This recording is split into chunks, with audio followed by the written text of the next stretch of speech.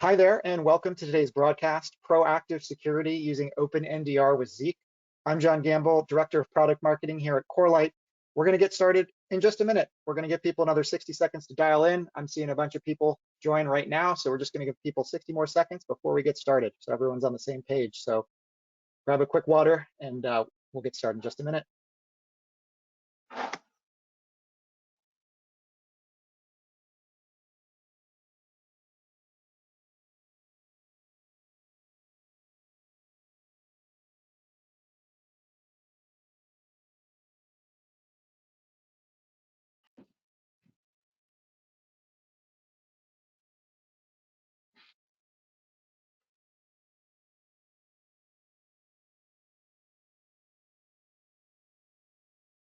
And a minute has come and passed. So to repeat myself once more, I'm John Gamble, Director of Product Marketing here at Corelight. I'll be moderating today's webcast. Thank you so much for joining. Today's topic, proactive security using Open NDR with Zeek. Now, before I get to talk to our panelists and you get to hear from them, just a little bit of housekeeping here. So first of all, if you're new to GoToWebinar, there's a couple features you're going to want to familiarize yourself with. You can ask questions. We'll be holding Q&A until the end of today's presentation, but feel free at any point during the broadcast to type in a question. That's just that questions tab of GoToWebinar. We'll see it, and provided we have time, we're hoping to get to everyone's questions today. Today's broadcast will be recorded, so you will have access to a recording as well as the slides. If you'd like to share it with a colleague, or if for some reason you have a meeting and need to drop early, you'll be able to rewatch later. I also want to point out that we've uploaded some resources for CPacket and Corelight today. So if you go to the handouts part of your GoToWebinar control panel, you'll see that there's a couple PDFs and links there as well. We'll talk more about those at the end of the presentation, but we have them there for your reference. Lastly, we're going to be giving away a prize. It's a great prize. I'm going to hold the curtain there on telling you what it is, but as you may have seen in the promotional material, you're going to be eligible for a prize provided you stay with us till the end and you meet a couple criteria for prize recipients. We'll save that part for the end of today's presentation near the Q&A section. So hang tight and you'll get more details there. So with that, I think I've taken care of housekeeping. Why don't we get to meet our panelists today? Ron Stein, CPacket, maybe you could introduce yourself. Thanks for the tee up, John. As you mentioned, my name is Ron Stein. I am Director of Product Marketing at CPacket Networks.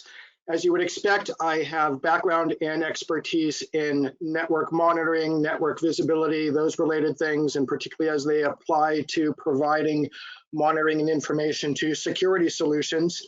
I also have a broad background across Silicon Valley, ranging everything from semiconductors all the way up to internet scale enterprise solutions and all things related to cloud and artificial intelligence, which includes big data, advanced analytics, machine learning, and so forth. So I am really excited to co-present with Ed Smith, who John will tee up in a second. Hi, everybody. Thanks for attending. Awesome. Thank you, Ron. Ed, maybe you could tell the group a little bit about yourself. Sure. Hey, everybody.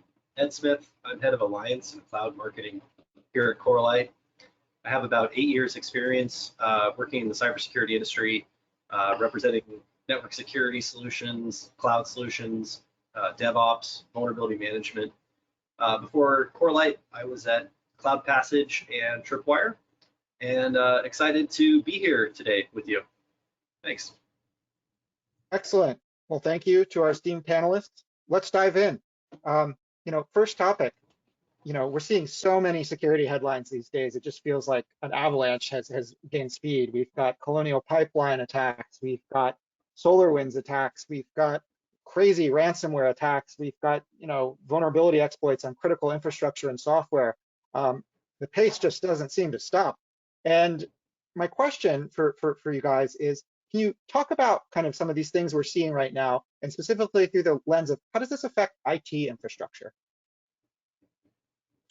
John, I'll jump on that. I see really three dynamics causing, as you put it, an avalanche. And in fact, regrettably, I feel that the avalanche really is the tip of the iceberg, and here's why.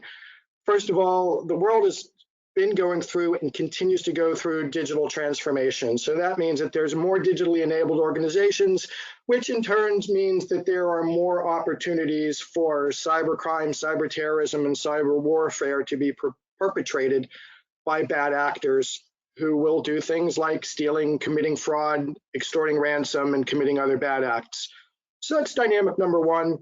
Dynamic number two, which is not necessarily so surprising, but it is a very strong driver, and that's the industrialization of malware and shared knowledge of exploitable common vulnerabilities and exposures, often abbreviated as CVE.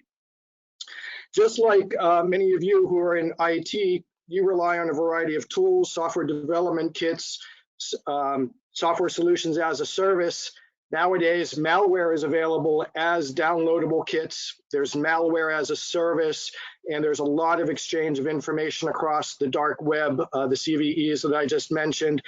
And even on top of that, right, most of your organizations probably package some professional services for the installation, integration, and onboarding of enterprise solutions. Well, guess what? The bad actors have copied a page from that playbook, so to speak. They offer mercenaries and other associates, if you will, to one, heighten the chance of their malware being successful, which means that there's a ransom bounty for them to share in. So that's a real key driver that's not only enabling more bad actors, but emboldening both new and existing bad actors. A third enabler for that avalanche, as John called it, is cryptocurrency. There's a lot of positives about cryptocurrency, but like a lot of technologies, including machine learning and AI, the bad guys are weaponizing that. And it allows them to remain cloaked end to end from the inception of their attacks through the execution all the way up to and including receiving the ransom payments.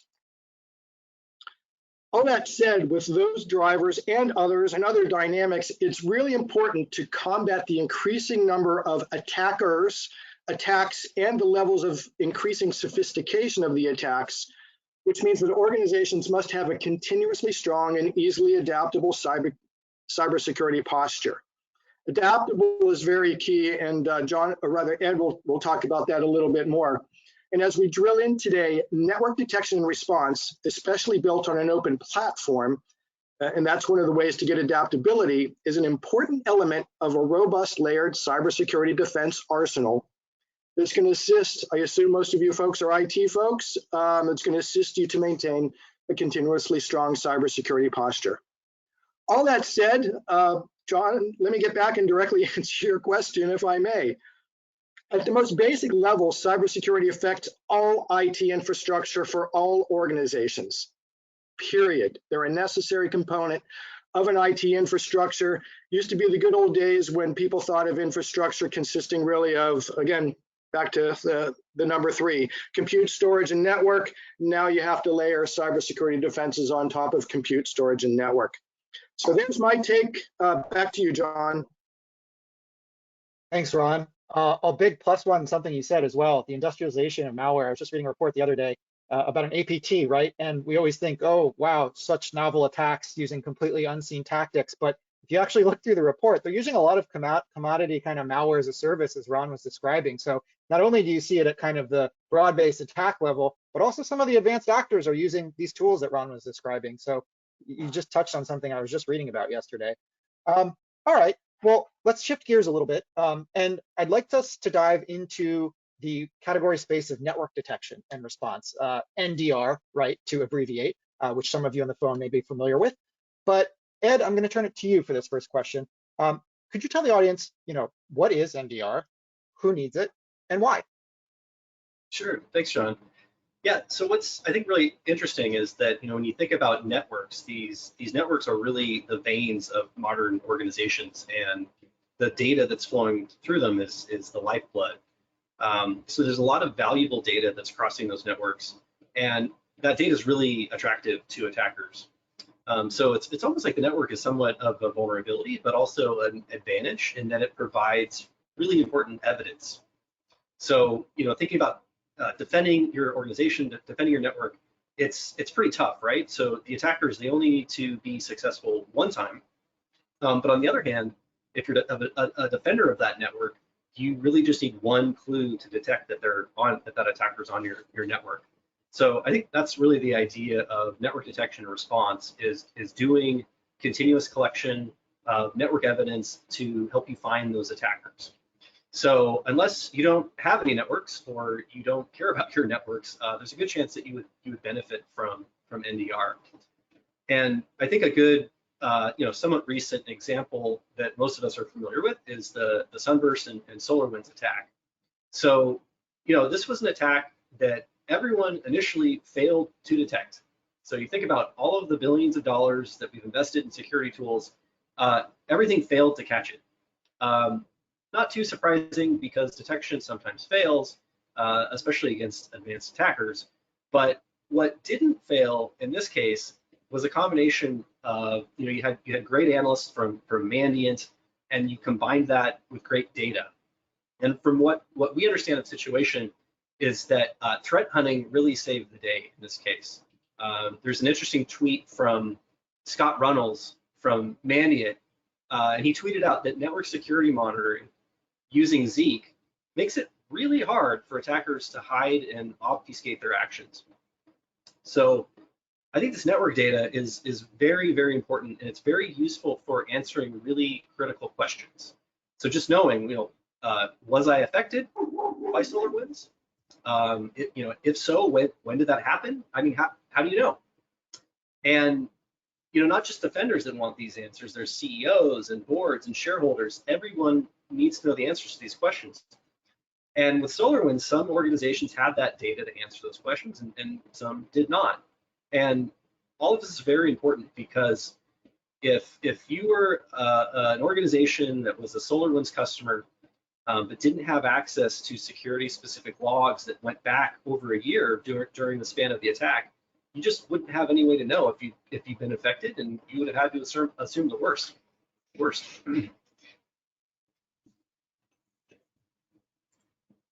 And so now that we've kind of framed NDR, I think I have a follow-up question for you, Ed. Can you kind of compare and contrast this with EDR, right? I think EDR is a technology probably many people on the phone are familiar with or have deployed. Some might be having a question if they've got EDR on their endpoints, do they need NDR on their networks? What's your perspective there?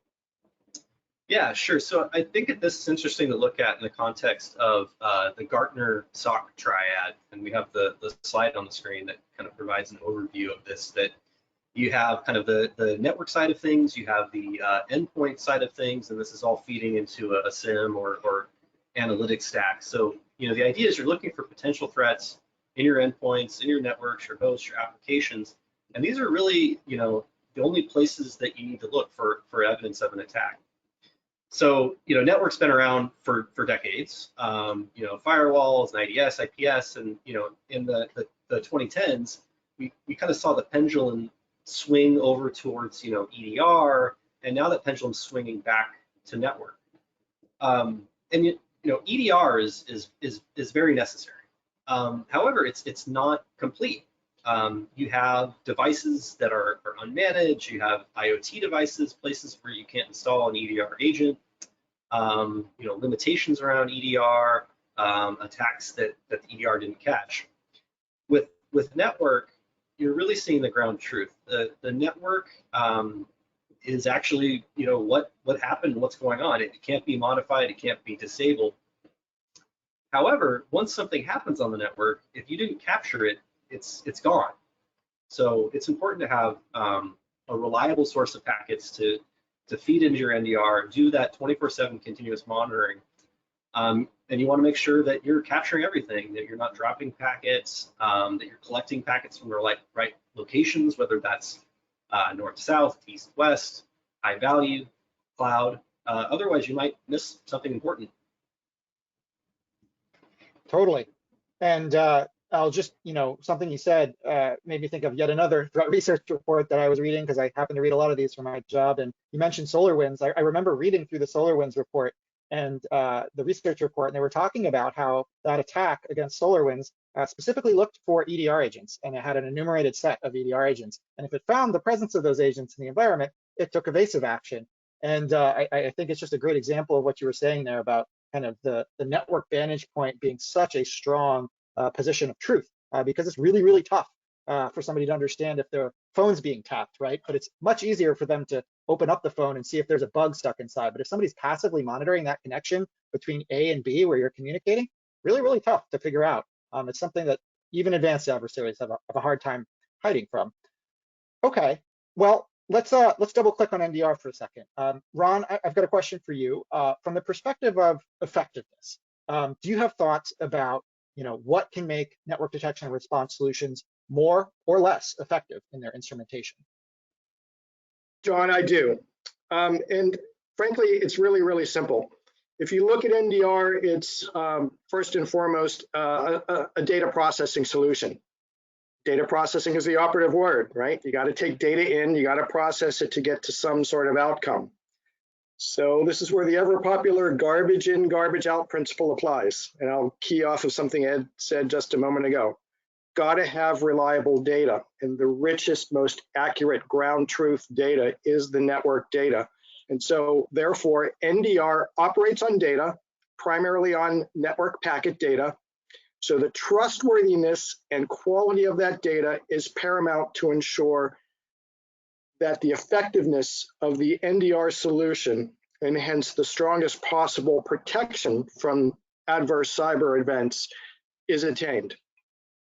Data is generally provided, Ed alluded to this, and we'll both drill into it a little bit more, in two forms. There's the real-time streaming packets coming off the network, and then there is captured and stored data. Again, I'll come back and drill into that. So those are the two key things. Another way to look at it, in addition to the garbage in, garbage out principle, is the weakest link in the chain. So there's a chain here, particularly in terms of real-time streaming data and analytics. So again, garbage data, no results are garbage results. So security analysts and the tools that they use are only as good as the visibility that the security analysts receive and the data that the tools they use receive. So it all starts with visibility and data acquisition. So if there's a flaw there, everything else in the chain is flawed. So that's one aspect. Another point that I'll make is the combination of network visibility is that the NDR solutions amplify the network-centric visibility inside the infrastructure's perimeter, and that's how and where they generate the actionable security intelligence. So that's why network detection and response has become a popular topic over the last couple of years in the marketplace. And that's where visibility is so essential, because that essentially is the network element in the network detection and response solution space. Yeah, and if I could just jump on that response there, thinking about that network signal. So when a tool like Zeek or Corelight takes that network signal, I think the efficacy of the detection and response part of the NDR equation, it depends on what type of security organization you are.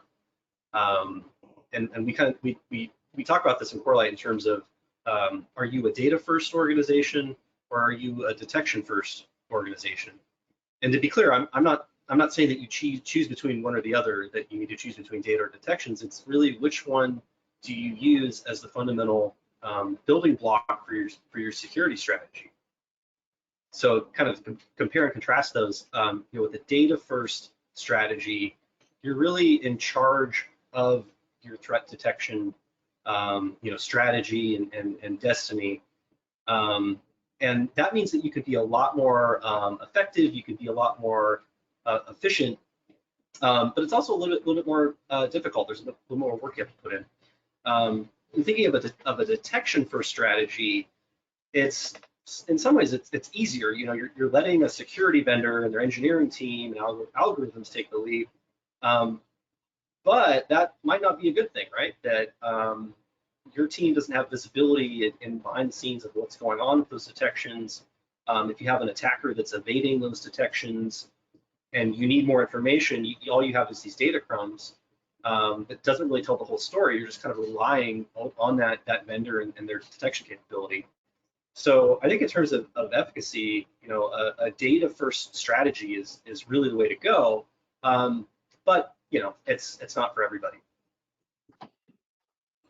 I like the phrase data crumbs. I've talked to a lot of security analysts over the years, and you ask them about investigations in their work and how many times they have to close out an incident as unresolved because they couldn't figure out what was going on, and more frequent than we'd like to admit, unfortunately. But I think it often comes down to data crumbs, right? You're looking for answers and you don't have the data to answer those questions. I'm gonna steal that phrase. All right, let's shift gears again. I'd like to focus on kind of what you guys think. What are the attack and threat signals that NDR solutions, in particular, right, are best suited to detect? Right, we talked about how NDR is a great vantage point from a reliability perspective because it's really hard to evade kind of passive monitoring. But let's talk about detection, threat detection. You know, what do you guys think NDR is best suited to detect? Yeah, I think a really good model for this would be MITRE ATT&CK, which we have the slide on the screen. So, you know, this is you know, a model a lot of security teams use to plan their defense. You know, it's a key repository of tactics, techniques, and procedures that, you know, the adversaries that they're up against are using. And you know, there's definitely no one silver bullet for all of the TTPs in attack, but NDR is definitely very useful in that it can see a lot of the areas that other tools can't. That it can see weak spots and you know, those TTPs that, you know, an EDR or another solution might not be able to find. You know, especially for exfiltration and C2, as you can see on the top of the slide that we're looking at. So to drill in a little bit on those, you know, with exfiltration, for example, you might have an attacker that's exfiltrating data over an alternate protocol like DNS. You might have somebody using Cobalt Strike, or you know, maybe they're using DNS to hide exfiltration of sensitive documents. They're hiding it in your DNS so that your IDS, your DLP doesn't find it. So with NDR, you get visibility into what's going on in your DNS traffic. You can see things like what are the DNS requests as well as the responses. So that's an example that we often talk about at Corelight, that you might have a DNS server that's logging all of your DNS requests, but what about the responses or the answers to those DNS requests that provide very important information that helps you identify anomalous behavior in DNS. As far as C2, one of the most important ways that a defender can quickly identify and contain security incidents is by having an understanding of what the attacker is doing for communication. You know, somebody that's inside your network, how are they communicating back out to the mothership or you know, back outside of the organization? And there's some really interesting things that you can do from a network perspective by looking at HTTP, you know, I mentioned DNS, ICMP, to detect things like tunneling, domain generation algorithms, being able to find Metasploit and things like that. So I think, you know, when it comes to MITRE, you know, you know, NDR isn't going to check off all the boxes on a MITRE attack framework, but it's certainly going to help fill in the gaps. Great. So we've defined NDR. We've compared and contrasted it to EDR. We've kind of double clicked on what we think it's strong at detecting. Let's talk brass tacks. My question is, how is it implemented? Ron, maybe you could kick us off. Gladly. And it pretty much tags off of where I started the last time I had the microphone.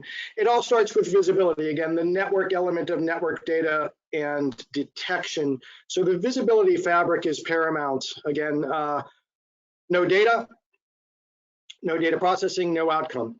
Good data processing, good outcome, in this case, strong security posture.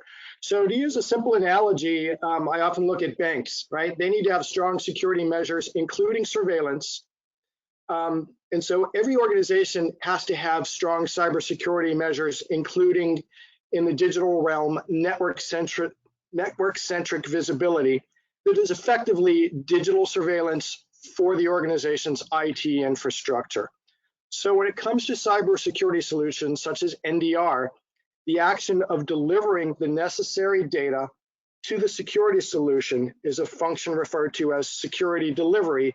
And it's the same way, again, going back to the bank analogy, that the cameras outside the bank, inside the bank, provide video surveillance to somebody who could see a potential robber approaching or actually inside the bank and committing their bad acts.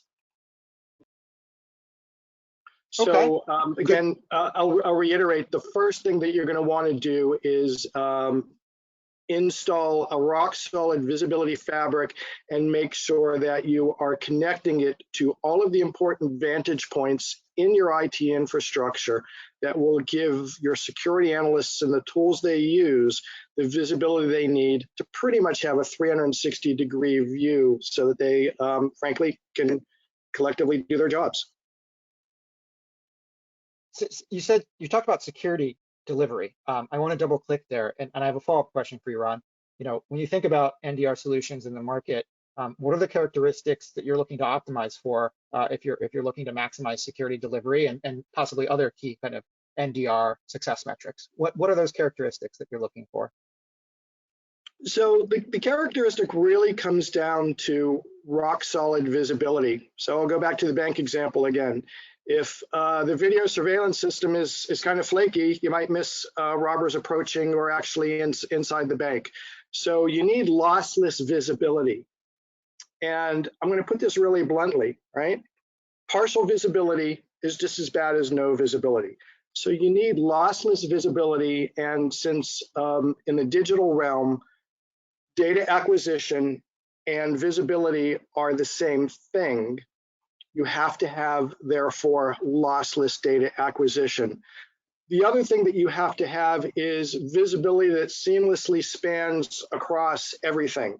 So I mentioned a moment ago in my bank example that you're going to want to have surveillance cameras outside the bank and inside the bank and up to and in the vault, right? Because you're going to want to see everywhere where the footsteps happened. The same thing in your digital environment. So if you're a physical data center only, again, you're going to want to have vantage points across your digital data center, and especially north-south links and all of those places that are strategically important. If you have distributed your IT infrastructure and are using one or more public cloud or even private cloud services, now you need to seamlessly span across all of those, because again, a visibility gap across a different type of infrastructure equates to partial visibility. And per my blunt comment a moment ago, partial visibility is just as bad as no visibility. And I'll tie all the way back to something I said earlier, and that is, if there is non-seamless visibility and it either gets discovered by bad actors or known by bad actors in some way, they will share that information, and that is a truly exploitable vulnerability. So as IT infrastructure becomes increasingly distributed across geographies, hybrid architectures, and multi-cloud, it's really important to have that seamless coverage, and not all visibility solutions can do that. So you want to make sure that they can do that. You also want to make sure, again, coming back to data acquisition and lossless acquisition of that data, network packet data specifically, that it can be captured at the high data rates that are in use today. And the fulcrum or center point today is 100 gigabits per second. So I'll leave it there, and good tee up question, John. Yeah, no, I think you've outlined some great best practices for kind of instrumentation, but also solution selection here. What about kind of TCO, time to value? You know, what are kind of the overhead costs of these sorts of solutions? That, like a lot of IT questions, is an it depends question, right? Depends on how big your infrastructure is, how distributed it is across, again, one or more clouds and so forth. One of the nice things about this particular solution is, for the most part, all or most of it can be out of band. So that means that you can have and while we talk about TCO, total cost of ownership, and sometimes time to value, one of the other important components of that I tend to look at is the effort to value. So because the solutions can be out of band, that means you can have a fast time to value and a low effort to value, because you don't have to bring your core infrastructure down. You're just creating an entirely separate monitoring plane that neither disrupts the core infrastructure, this is really important, nor does it create any additional points of vulnerability or exposure to that core infrastructure. So that's really important. That will keep your time to value and effort to value as low as possible. And again, your cost is going to depend on how much visibility monitoring fabric that you need. So let me reiterate the 4 key points. One is the visibility needs to be uninterrupted and lossless, particularly from the data acquisition driving the visibility. Key or strategic vantage points needs to be identified, and only each particular organization can either do that on their own or with the aid of a trusted consultant or professional services department from either our organizations or organizations like ours. And that gets me to the 3rd point again, is seamless continuous visibility that spans across an entire infrastructure. And 4th, reiterating what I mentioned as well, is that seamless visibility needs to scale up to the data rates that are commonly used as well. And today, again, the center point is 100 gigabits per second in terms of what people are using in their physical data centers. Some are a little bit slower, some are a little bit faster, but 100 gigabits is where the industry is today. And I know Ed's going to talk about and reinforce some of these things in a moment. Great. Okay. Let's go back to some of the detection kind of conversation we were having earlier. Ed, kind of a question for you. If you're looking at the DNDR and NDR, detection and response, and you're kind of looking at, what are the best practices, what are the evaluation criteria, and particularly if you're looking at an open platform, right, a platform that's based on open source technology versus a proprietary kind of more black box system, what might some of the advantages be in that open system, such as a tool like Zeek? Do you have thoughts there? Yeah, absolutely. I think there's 3 really kind of interesting aspects of an open system. Really specifically to NDR, but really kind of like any open technology. So the first point would be open source. I think a lot of us are familiar with open source technologies. You have a solution that's built on open source software. That means that as a customer, you're not dependent on any one single vendor or consultant to maintain and upgrade the product. It also means that you're not dependent on an organization that might get acquired or go out of business or who knows. So I think that gives customers a lot of freedom so that they can move around, they can choose alternatives if they're not happy, but they still benefit from innovation from the community. They benefit from innovations from vendors that have embraced that open source technology. And so there's really a lot of interesting value there. And then number 2, there's the idea that the data is open. That if you want to understand why a detection or an alert was triggered, or why something showed up in the Zeek notice log, that the underlying data is there for you to understand what's really going on. So thinking about incident response and threat hunting, it's kind of like detective work, and you need access to the right evidence to do your job. So if there's someone on the crime scene that tells you like, hey, the butler did it, but they don't let you see the fingerprints, the cell phone records, or any of that other evidence, it'd be kind of you'd be hard pressed to take their word for it. And then the third interesting point with an open solution is that you can adapt it and adjust it for your own particular needs. So as an organization, your needs may change over time, or maybe you have specialized requirements, you can modify the solution, you can bring in custom packages or third packages and really kind of build something that addresses your needs today and then can be modified to address your needs in the future. Gentlemen, if I may chime in for just a second here, it just reminds me of something I heard a number of years ago that just really resonated well. One of the values of open source is it brings more talent, skills, and expertise than any one company could possibly hire. Absolutely, I think there's a benefit of scale there that's really hard to accomplish, as a single commercial entity, that you're really benefiting from a community of contribution.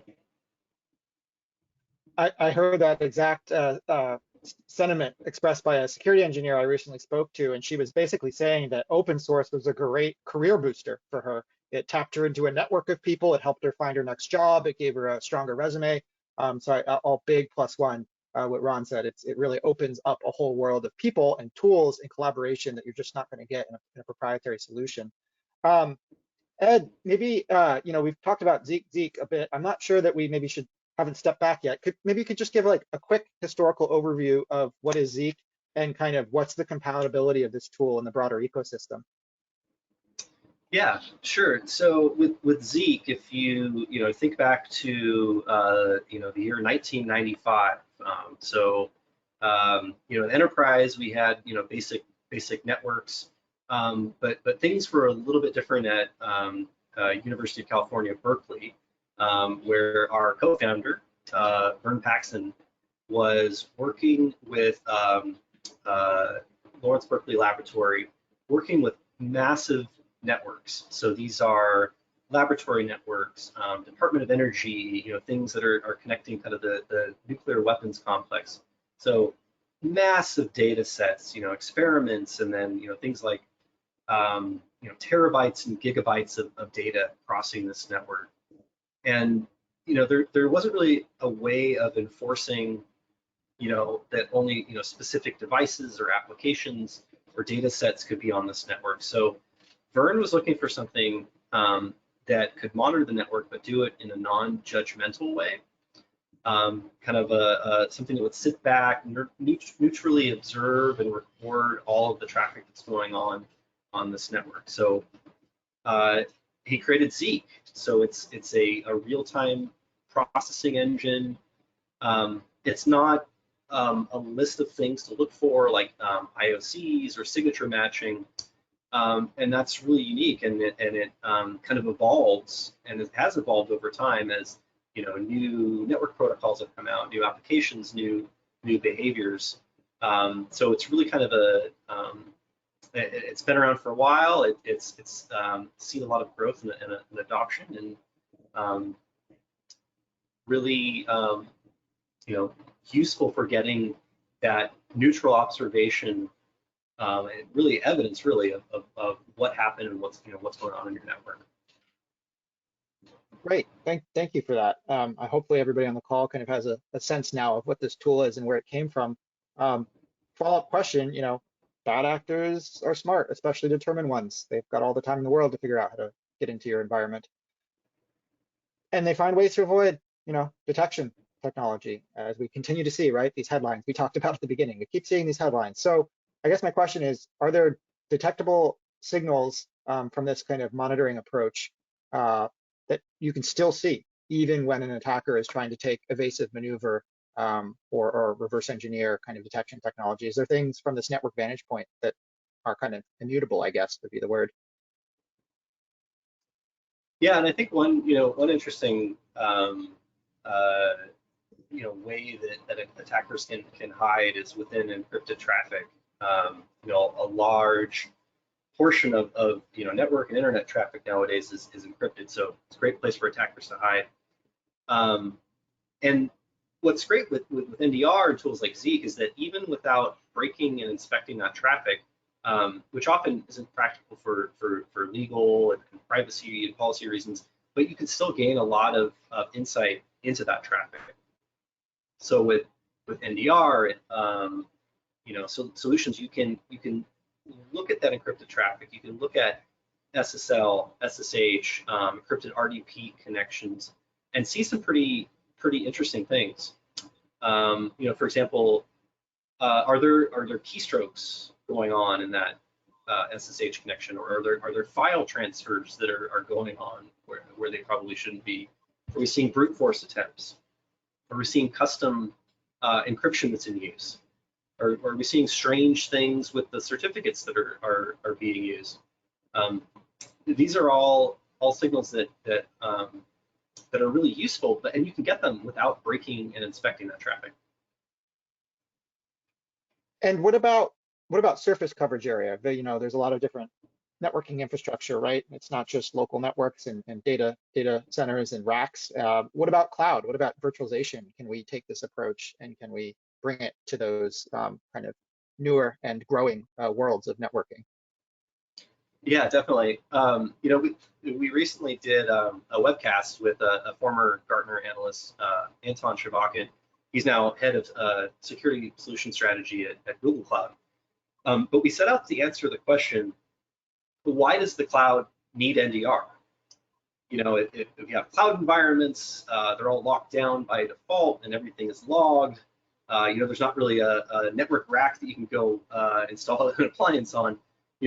Is cloud network traffic analysis really helpful? The answer is yes. So in the cloud, network telemetry has the same advantage as it does on-prem. It makes these investigations faster. It gives you the evidence for threat hunting to make your hunts more conclusive. And it can catch threats that other things are missing, that your EDR, your CWPP solution might not be catching. It's out of band. We talked about that a little bit earlier. That it's not inline. Attacker doesn't know that it's there.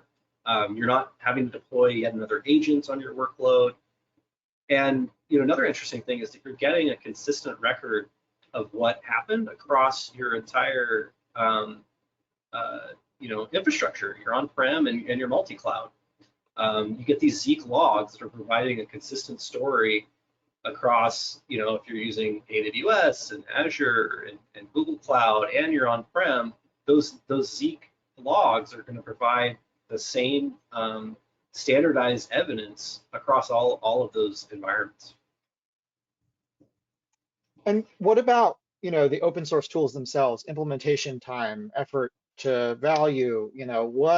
What does it look like if you're going to be going just pure open source tooling to take this approach versus a commercial solution? Can you compare and contrast?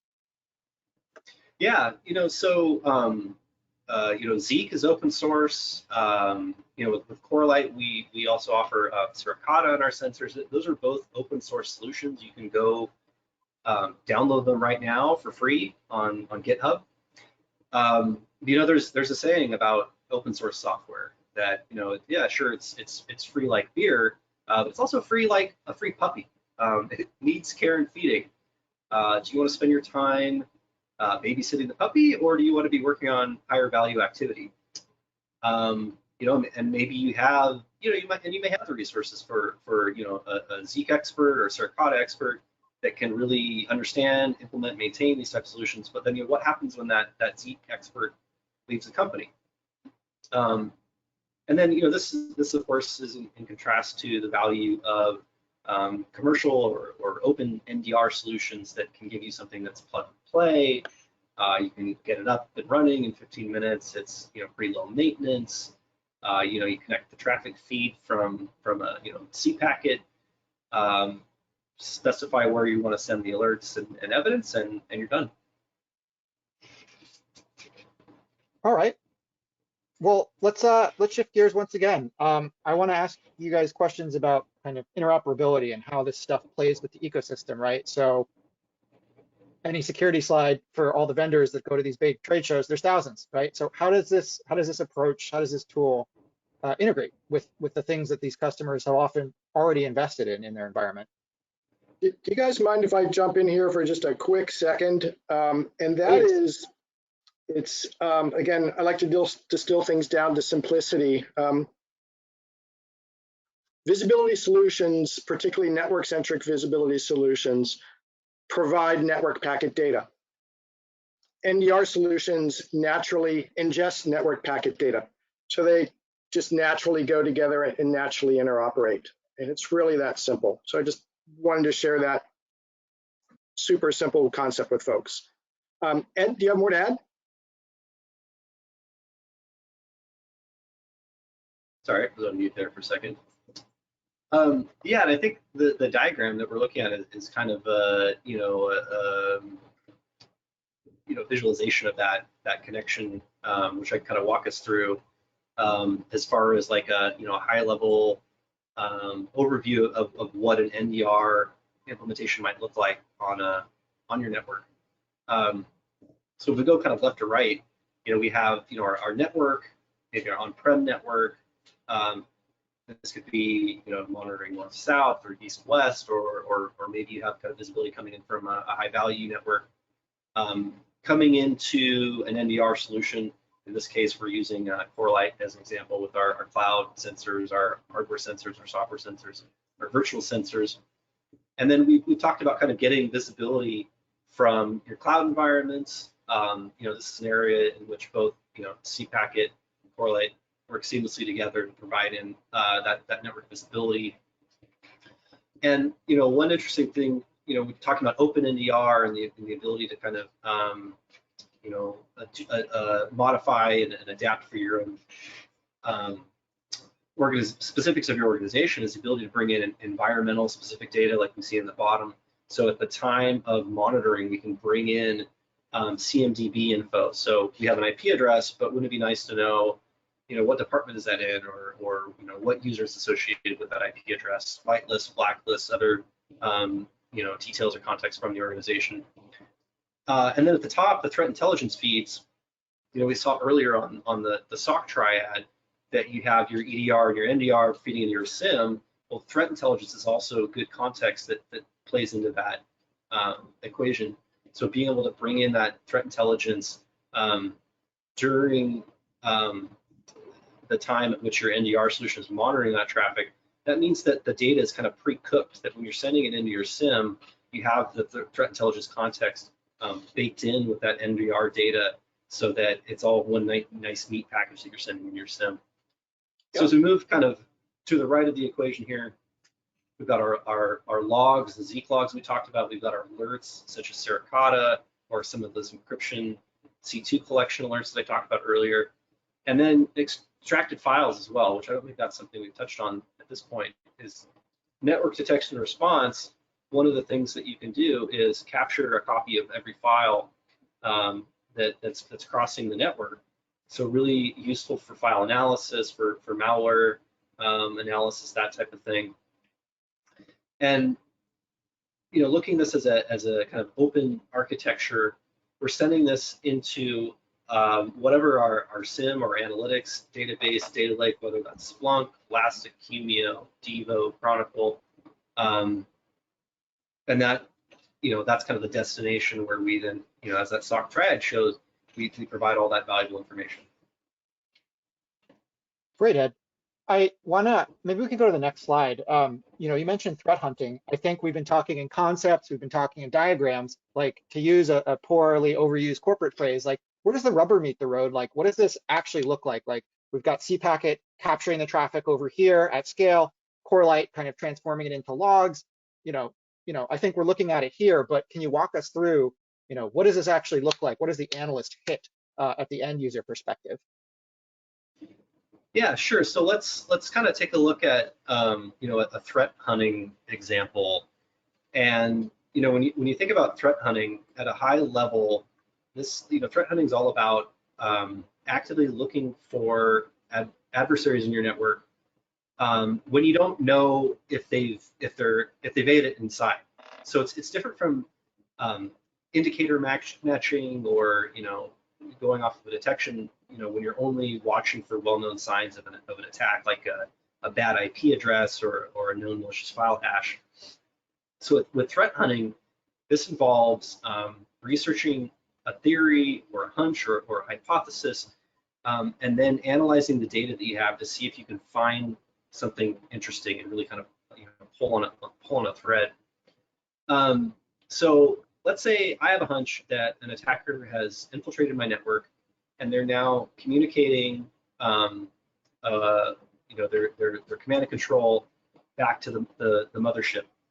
So if that's the case, one example, I could go look in Zeek's DNS log, which we're seeing kind of a dashboard of that here on the screen. This is a Splunk dashboard in the Corelight app for Splunk. I can go look at the DNS log to see what's going on in my DNS traffic.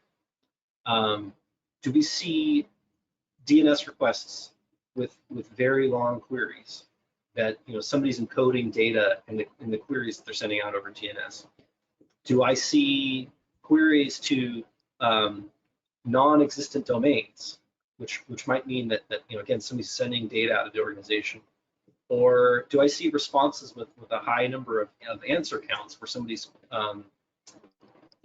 trying to send data back into my organization and mask it by hiding in DNS traffic? So, and this is just one example of doing a threat hunting activity exercise using just the DNS log, which is just one out of the dozens and dozens of Zeek logs that you can have available as a part of an NDR solution. I think in short, we could probably say, persistent security evidence has multiple uses, multiple values, hunting, detection, alert. Ron, back to you, kind of like, what's your perspective here on this? Sure. In 1 second there, John, can you remind me what the breadcrumb phrase was you used earlier? I want to weave it into my response, just had an idea. Oh, data breadcrumbs? Data breadcrumbs, right? So the data breadcrumbs are incredibly valuable, and capturing and storing those in the form of network packet data, so you have those data breadcrumbs, is really important. And it really helps if you have those data breadcrumbs enriched and indexed by timestamps and by event tags. That way, security analysts that want to query the data or tools that want to extract the data can get specifically to the data that they need and want pretty darn quickly. One of the ways that the data can be tagged with events is our storage, I should appropriately call it our capture and storage solutions, have an open API where an intrusion detection and prevention system such as Suricata could make an API call and communicate an event tag that would then get tagged to the data being stored, and that data would be indexed again for fast and accurate recall. Once that data is available, there's a couple of key values to it. With the reminder that, again, having both the real-time streaming data and the captured and stored historical data are both incredibly valuable. Organizations, I'm tempted to say should have both, but in reality, they must have both. One of the key values is of having that immutable historical record, good word that we used earlier, is that organizations can replay the entire event. They can see how something snuck in, what it did, and where it went after it snuck in, and all of that sort of stuff. So that allows the appropriate response to be mounted and enacted. And the other advantage of having that historical data is take a physical network running at 100 gigabits per second. That's one packet every 6.7 nanoseconds. There's not a lot of time to perform sophisticated, or as people would call it, advanced analytics on packets going by that fast. So you generally what's done in streaming analytics is you'll take a small window, maybe a couple of microseconds, or even maybe up to a second or so, and perform very limited analytics on what's streaming past. But again, the aperture is pretty narrow, right? It's that second or fraction of a second. With the historical log, now you can start to see more things as the aperture opens up, and you can start to look at patterns and trends and so forth. So that's why I boldly said organizations really must have both. That speaks to the value of the persistent data. Again, more sophisticated analytics and the ability to replay the events. Makes sense. I'm looking here at the time, and we've got about 6 minutes left. So maybe we can do a quick kind of corporate wrap-up word from today's sponsor, pitch from each of you guys, 30 seconds each. And then let's go to Q&A. I see some questions coming in, and I want to make sure we cover the prize in Q&A. So 30 seconds. Ed, Correlate's there at the top. What are the key takeaways here? Yeah, sure. So if you value your networks, really encourage you, check out NDR. If you have a network, you likely need NDR. EDR alone isn't enough. And to think about if you want a data first strategy or a detection first strategy. And then also to understand the TCO differences between open commercial and open source solutions when it comes to NDR. And then, of course, if you're interested in any of this, Correlate can help, and you can see some of our advantages on the screen. Over to you, Ron. I won't read off the half a dozen bullet points on the bottom of the page, but they reiterate things that I talked about earlier, right? Having full stack visibility that gives a 360-degree view to security analysts and the tools they use, built upon lossless packet acquisition, as well as capturing and storing those packets, or as John calls them, data breadcrumbs. In fact, I'll change that to evidentiary data breadcrumbs, and having that seamlessly span across any infrastructure in any permutation of physical, cloud, multi-cloud, and so forth. This particular slide and other data points are also in your handouts as well. So back to you, John. Yep. All right. Well, let's just do a quick wrap up and then go to Q&A. We've got a few questions, so let's see how many we can fit in. These are the handouts that I mentioned at the beginning of the presentation. If we go back one, these are the handouts available to you in the handouts part of your GoToWebinar tab. Case studies, information sheets for more information. Also, if you're interested in a live demo and you're going to Black Hat next week, come out to booth 2268 and you can see these joint solutions in action. We'll have representatives from both companies there. So meet us at booth 2268. If we go to the next slide, prize. So we're not going to do a live drawing, but we are going to do a drawing, and we are going to follow up with the winner afterwards. But just to kind of quickly cover some eligibility requirements there, you can't be an employee of either of our company or one of our partners or affiliates, obviously. You're going to have been present throughout this webinar to attend. So unfortunately, if you're rewatching this on demand, you won't be eligible. It's just for the people that are here with us at the end. Got to have a valid work email, corporate domain, sorry, Gmail users, and you need to be able to accept a gift value of approximately $200. So that might nix out some of the US federal attendees. I do apologize there. So we will select the winner and we will reach out to you in the next 24 hours via email. So stay tuned. And let's switch to Q&A. We've got 3-4 minutes left before the top of the hour. We've had some questions come in. I want to get to them as many as we can. And if we don't, we've got your email, we've got your question. We can follow up with you after the broadcast. So apologies if we don't get to everyone. But first question is a question for you, Ron. I think it came off of kind of, you touched on some of it on the last slide about Cpacket, but we have somebody who says they're pretty familiar with Zeek and the functionality there, but they'd like a little bit more information from you about Cpacket's kind of capabilities, specifically around packet capture. And maybe you could just give a little bit more information about Cpacket's offering there. Sure. We've got a full stack visibility solution. We call it the Intelligent Observability Platform. And there's really 3 primary components to that. And each of those components has 2 counterparts, if you will, a physical and a virtualized component, obviously for physical data centers or virtualized infrastructure, which can include cloud. And it starts with network packet brokering, and we've got a full range from capability from performance as well as port densities all the way up to 32 ports. Next in line is the capture to disk. So I'm going to infer part of the question. The word capture really means capture to disk, or in virtualized cloud environments, that would be capture to storage. So you might not necessarily want to run that data out of the cloud, but might want to, as an example, in Amazon, store it directly to EC2 or some other repository there.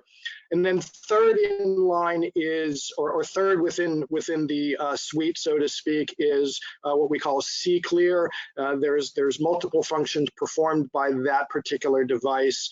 It is the presentation mechanism for the customizable dashboards that provides the network intelligence used primarily by network operations, but also by security analysts and security operations, as well as application operations as well. And also, because that provides the user interface, the entire monitoring fabric can be designed, configured, and managed, and all of that happens within a single pane of glass. So those are the primary components. The actual packet acquisition from a physical network would either be through a SPAN or ER SPAN port, or using passive tap devices, or any combinations of those. And in virtual or cloud environments, it depends what's available to you, such as traffic mirroring in AWS. And if none of that exists, we have a virtualized packet tapping and acquisition function that's analogous to the physical packet brokers. I believe that should fully answer that question and then some. And we can connect that question asker as well with you and your team for a deeper dive. We're at the top of the hour. One last question real quick. Ed, I'll turn it back to you. A similar technical product functionality question. This person was asking about the data size. They're asking kind of what is the estimated data size of the Zeek data format if they're streaming it to their Splunk? What should they expect? Yeah, so the size of the logs produced by an NDR solution or by Zeek are going to depend on the aggregate network traffic, so the amount of bandwidth on the wire, and so you can think about it being 1% of less of that overall aggregate bandwidth. So for example, if you have 1 gig, that's 1,000 megs, so you get 10 megs of data per minute. Gotcha. So it's like 2 orders of magnitude, you would say, reduction. Yep, and I'll point out there the advantage there is that less storage space means longer retention periods, which means a longer look back in time. So thinking of SolarWinds, being able to look back a year or longer of having that visibility to understand what happened. All right. Well, with that, unfortunately, I'm going to have to follow up. We're going to have to follow up with a few people, and we're going to call it a wrap on today's conversation. Ron, Ed, thank you for joining today, sharing expertise. I think many people today here got a better sense of the NDR kind of product space and how to think about their solution selection. So thank you for this. Again, just quick housekeeping. It is being recorded. We will make the slides available. And so you can share that with your colleagues, and we will follow up with those of you whose questions we weren't able to answer. So with that, thanks so much for joining us. Have a great day, and I'm going to close the broadcast. Take care, guys. Thanks.